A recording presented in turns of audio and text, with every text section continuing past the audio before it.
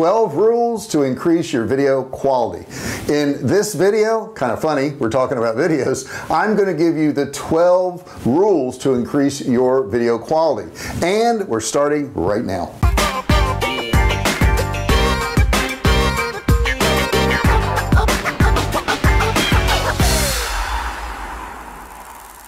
Now, if you're new to my channel, my name is J.R. Fisher. I've been selling online since 2009, and I virtually started with no experience whatsoever. I couldn't even type, and real truth be told, I still can't type, but I've learned a few things along the way. So on this channel, I try to help you start, run, and grow your online business by showing you techniques that we use to sell millions of dollars worth of physical and digital products online. I even have my branded products on thousands of websites, including Walmart. Now, if you need some training to sell online, I have a great gift for you. At the end of this video, I'm going to give you a $97 course that's absolutely free. All you have to do is click the link to get it, so you're going to want to stay until the very end. Now, have you tried to do videos on YouTube? Have you tried to post them on there? What have you found that works for you? What have you found that didn't work for you? If you would put that in the comments below, that would be super helpful, especially if you found some things that work, so other people could see it and they too could get good results. Also, don't forget to subscribe to this channel and the notification bell right next to the subscribe button there. You got to hit that, and you've got to turn it on so that it says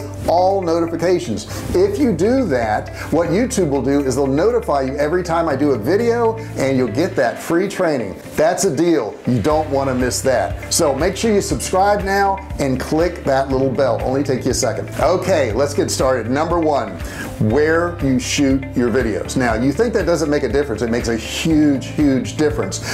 If it's going to be indoors or it's going to be outdoors. Now, I will tell you, indoors is much harder to shoot videos than outdoors. Now, I'm indoors now. The setup I have now, I'm indoors, and I have a lot of lights around me, and it's important that I have all these lights because there's no window in the room. If you're going to film indoors and you don't have a lot of lights, I do suggest that you get by an open window. An open window and that daylight coming in will give you just about the best light there is, but unfortunately most of us don't have that. I know I don't have that in this particular setup. Now, the next best place to film is outdoors, but you really kind of have to be careful about this because it can be cloudy or it can be overly sunny, and if you're going to film outdoors, the best time to do that is in the early morning as the sun's coming up, or later in the afternoon as the sun's starting to go down a little bit. Not when it's dark, but just when the sun is not overhead. If you try to film in the middle of the day, overhead light like that's going to cast a lot of shadows. It's going to be very difficult to get a good video when you do that. Number two, what kind of camera you use. Now, I'm filming right now with a DSLR 3500, and I will put a link in the description there so you can see that camera. Cell phones nowadays have incredible cameras, but if you're thinking about not using your cell phone and you're going to get a camera like what I'm using right now, a DSLR, make sure that you have audio input in there, because the audio that you're going to get off one of these cameras is not very good. Now, I have a little microphone right here, and it's a wireless microphone that goes to the camera, and that's going to give me the best sound, or a microphone like this that's hooked up to my desk. So you want to make sure, if you are going to get a camera that you're going to use like a Nikon or a Canon or something like that, that it does have that audio jack input. Now, you can also do this with a cell phone. They have adapters that you can plug in, and I can use the same microphone that I'm using right now with this Nikon camera on my cell phone. So make sure you do that. If you're going to hold the phone any further than about this from your face, you know, maybe a foot or two, the audio is just not going to be any good. It's going to pick up a lot of exterior noise, and it's just going to be a real echoey sound. So make sure you do that. Number three is use editing software. Now, a lot of people will just shoot a video and they put it up online, and quite honestly, I make a lot of mistakes when I do a video, and I have to say some things over and over again, and you're going to probably find that you will too. But it's not just the mistakes that you want to get rid of. Maybe you want to add music to it. Maybe you want to add sound effects. Maybe you want to add, you know, words on the screen. All of these things are super important, and they make your video a little bit more interesting and interactive. So you want to have good editing software. Now, I like using Camtasia, and it's available for Apple operating systems and also Android. The free ones that are out there are okay, and you can get a free one through through Apple, it's called iMovie, and you get one through Android, which is Movie Maker. But the problem with both of those is they're very limited. When you're doing a video, you're going to have different tracks, and all a track is a piece of information. So one track may be the audio, one track may be the video, another track may be the words you put on the screen, another track may be the music. And if you use the free ones, they don't allow you a lot of tracks, and they don't have a lot of presets that you can use. So I highly recommend Camtasia, and I will put a link below in the description so that you can get Camtasia. It's a great editing software. I use it even for pictures. I edit pictures in there, not just video, so it's a super good one. The next thing I would say is proper lighting. Now, we briefly discussed lighting in step number 1, but all we really talked about was indoors or outdoors. What you're going to find is that when you film indoors, you need a lot of light, and you don't have to get expensive lights like what I showed you in the video here. You can go to Home Depot, or you can go to Target or whatever and set up some lights, and they may not be as bright or may not have the right color, but they're going to be better than if you don't have lights. It's almost impossible to put too much light on yourself when you're filming a video, and I don't know why that is, but no matter how many lights I put on, my videos still look a little bit dark.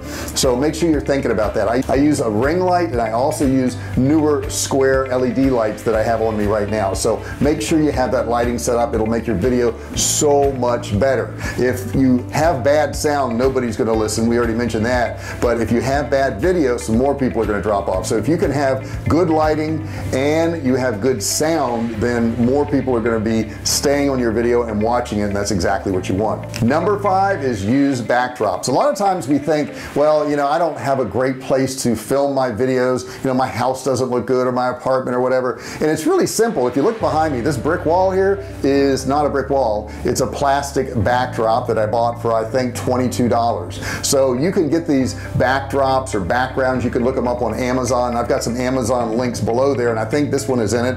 You can actually click and see where I got this particular backdrop and put that behind you and set it up in a room, and it gives it a really cool appearance, right? So you've got this really cool brick wall back there, and I've got city scenes and flowers and different things that we would use for a backdrop, and it gives you that good background. Now, if you're not using a backdrop, you need to really be aware of what is in the background, because you want it as minimal as possible. The more things you have in the background, the more odds are people are going to get distracted, and they're not going to pay attention to your video, which is not what you want. So make sure that doors are closed, windows are closed, drapes are pulled. If you've got junk on a counter, get all that stuff off there, and make it a clean video so that people can concentrate on you and not all the junk behind you. Number 6, have help with your videos. Now, what do I mean by that? Well, there's a couple areas. Like right now, I have somebody who's acting as a videographer, and they don't have to do a whole lot. They don't have to zoom in or out or refocus or any of that, but they do have to turn the camera on and off. And I have a screen below it right now that has a few bullet points, and they can scroll through that so I can see the different bullet points. If you don't have somebody to do that, I totally understand, but it doesn't have to be a professional videographer. It could be somebody in your family. It could be one of your kids or a friend. Anybody who's willing to hit that on-off button and help you scroll and move stuff around works great, and it will save you a ton of time. If I had to get up from this desk constantly and hit buttons on my camera and do stuff on my computer, it would take me twice as long to shoot this video. So having that help on your videos, number 6, super important. Number 7, you may not have good equipment, so number 7 is rent equipment. Now, a lot of people don't realize that you can actually go to companies that do video taping, and they have equipment for rent. They will rent you cameras, they'll rent you microphones, stands, lights, whatever you want. And this is really a good way to get started. If you don't have the money to invest in buying all this equipment, you can actually rent it from somebody, and it oftentimes will help you figure out if you want that equipment. The microphone I have right now, and I'll put a link in the description, is a Sennheiser microphone, and I originally just rented it for the day, and I liked it so much I went and bought it, but it was an expensive microphone, and I didn't want to spend that kind of money and buy something like that if I hadn't used it, didn't know what it was like. So I would highly suggest you doing that. And usually companies that do videotaping and photography and all that, they're going to have some of the best equipment for rent. They don't normally have junk because it has to last.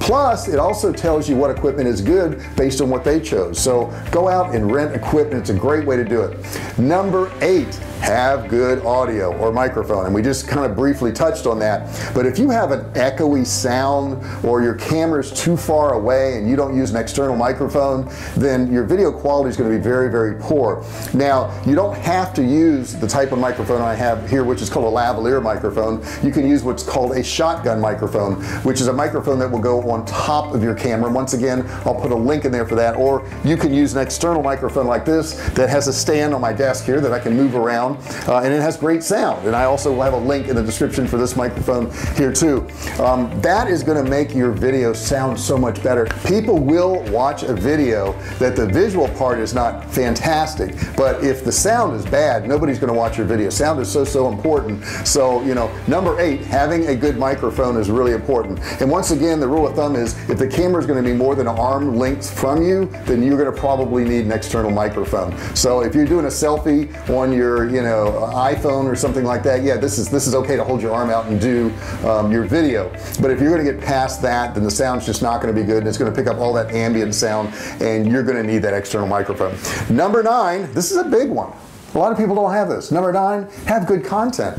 Actually help people out. Okay, so don't just hold up your camera and not have good information that's going to really help people. The reason people go to YouTube or Facebook or any of these places is generally because they want to be entertained, right? So it's got to be entertaining, or because they're trying to research and they're trying to learn how to do something. So if you're not entertaining and you're not educating, and if you can do both of those, all the better. But if you're not doing one of those two things, then you're going to lose your audience, or worse yet, nobody's going to watch any of your videos if you don't provide that to them.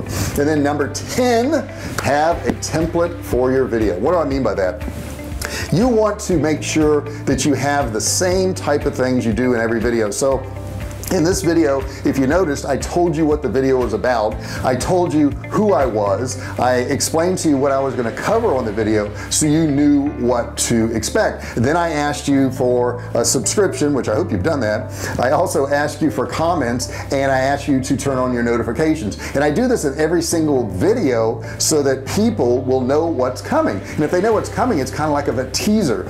Additionally, I told you I have a free course, an e-commerce course worth $97 that I'll give you as a bonus for watching to the end of this video. So if you can give some people at the end some type of bonus, it's going to make them more likely to stay and listen to your video. And then between all that, you're going to have the body of the video, and the body is where you actually deliver your content and give them the entertainment or education that they came for. So that's pretty much my template for videos, but you need to design one that works for you, and all those components are really super important. And at the end, you want to remind them once again, you know, to comment on your video, to subscribe to your channel, and to turn on notifications.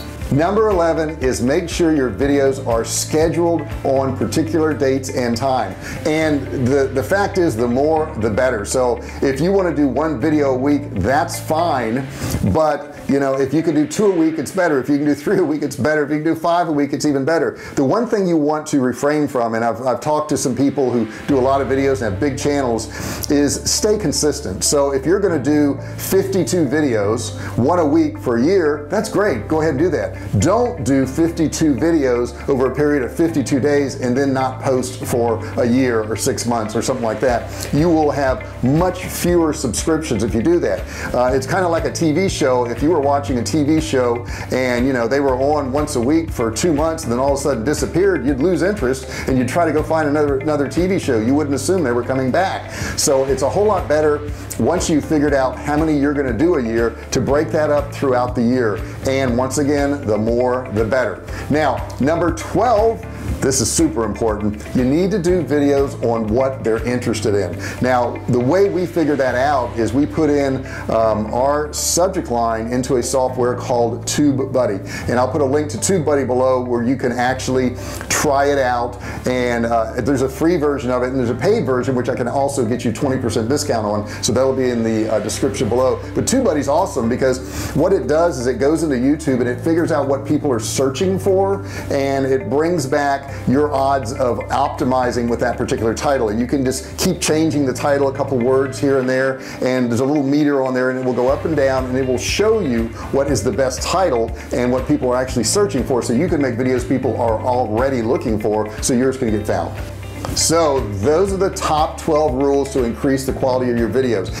Now if you do those things, you can create better videos, and if you have better videos that people are looking for, that people enjoy, guess what, your channel grows and you get more viewers and subscribers. Now have you done any of these things? I mean, what have you done to optimize your videos or to do better videos? Have you found some tricks and secrets you'd like to share? Put them in the comments below. If you've had problems shooting videos and you need some help, put that in the comments below there too, and I'll be happy to help you with that. If you haven't subscribed so far, now's the time. You're about to miss your chance. Go down there and subscribe right now and ring the bell, right? Turn on the notifications down there. If you do that, I can let you know every single time I do a new video, and you won't miss any of the training. As promised, I told you can have my $97 e-commerce course absolutely free by just clicking the link in the description. So go down there and grab that right now. I hope you like this video. Make sure you click the like button if you did, or the dislike if you don't. Either way, let me get your reaction. I would really appreciate it. Thanks so much for listening to this video, and I'll see you next time.